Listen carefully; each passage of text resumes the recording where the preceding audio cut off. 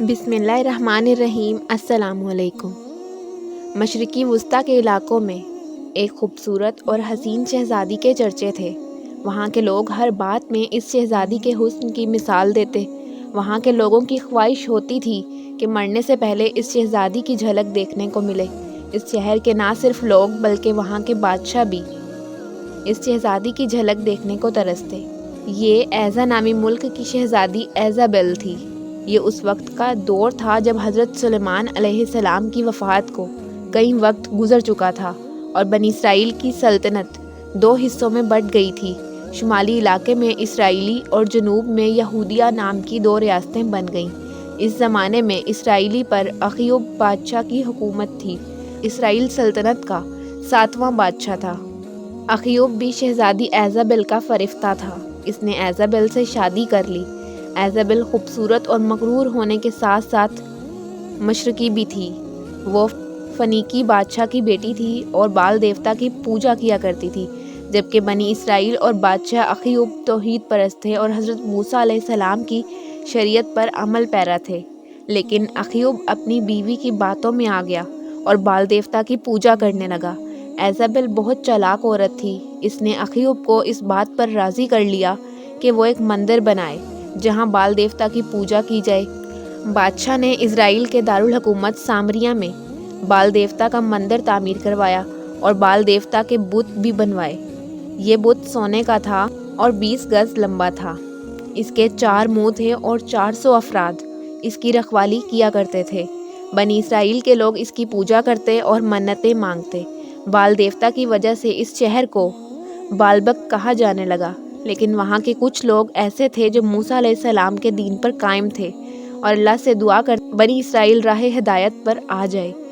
اللہ تعالیٰ نے ان کی رہنمائی کے لیے حضرت الیاس علیہ السلام کو مبعوث فرمایا۔ حضرت الیاس علیہ السلام حضرت ہارون علیہ السلام کی اولاد میں سے تھے۔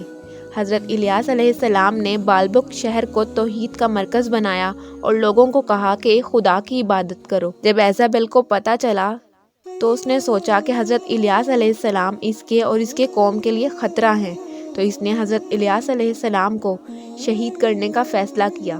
اللہ کے حکم سے حضرت الیاس علیہ السلام نے بالبک شہر چھوڑ کر کسی پہاڑی غار میں چلے گئے۔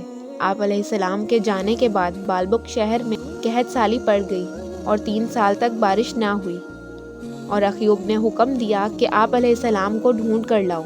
جب حضرت الیاس علیہ السلام بالبک آئے تو اس سے ایزابل سخت ناراض ہوئی۔ حضرت الیاس علیہ السلام نے اخیوب اور وہاں کے لوگوں کے سامنے ایک تجویز رکھی کہ بال کے پجاری اپنے معبود کے نام پر قربانی دیں اور میں اللہ کے نام پر قربانی کروں گا۔ جس کی قربانی قبول ہوئی اس کا خدا برحق ثابت ہوگا۔ اس دور میں قربانی کا اصول تھا کہ قربانی کے بعد جانور کو کھلے میدان میں رکھ دیا جاتا تھا اور آسمان سے بجلی آتی تھی، جس کے جانور پر گرتی اس کی قربانی قبول ہو جاتی۔ قربانی کے بعد بال دیوتا کے پجاریوں اور حضرت سلیمان علیہ السلام کی قربانی کھلے میدان میں رکھ دی گئی۔ آسمان سے ایک بجلی آئی اور حضرت سلیمان علیہ السلام کے جانور کو جلا دیا، جس سے سب پر یہ بات واضح ہو گئی کہ حضرت سلیمان علیہ السلام کا خدا ان کے ساتھ ہے۔ اخیوب نے حضرت الیاس علیہ السلام سے معافی مانگی اور پجاریوں کو قتل کروا دیا۔ حضرت الیاس علیہ السلام نے اللہ سے بارش کی دعا کی تو اسی وقت موسلا دھار بارش شروع ہو گئی۔ بنی اسرائیل ایمان لے آئے، لیکن ایزابل بت پرستی پر قائم رہی اور پجاریوں کے قتل کا بدلہ حضرت الیاس علیہ السلام کو قتل کر کے لے گی۔ اس نے اپنی چالاکی سے اخیوب کو اپنی باتوں میں کیا اور اخیوب پھر سے بال دیوتا کی پوجا کرنے لگا۔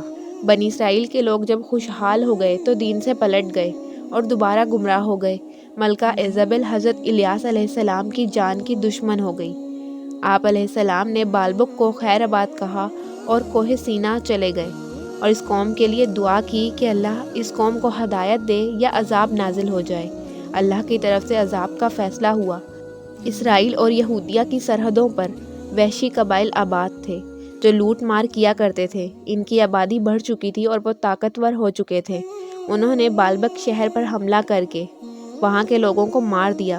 ہر طرف لوگوں کی قبریں تھیں۔ انہوں نے ملکہ ایزابل، اس کے بیٹے اور بادشاہ اخیوب کو بھی مار ڈالا اور ملکہ جس کو اپنے حسن پر بہت غرور تھا اس کے جسم کو سڑک پر پھینک دیا، جہاں اسرائیلیوں نے دیکھا کہ اس کی لاش کو جنگلی کتے نوچ کر کھا رہے تھے۔ اس کا بال دیوتا بھی اس کے کام نہ آ سکا۔ آج بھی بالبک شہر لبنان کے نام سے موجود ہے، جہاں موجود کھنڈرات اس دور کے شان و شوکت اور تباہی کی گواہی دیتے ہیں۔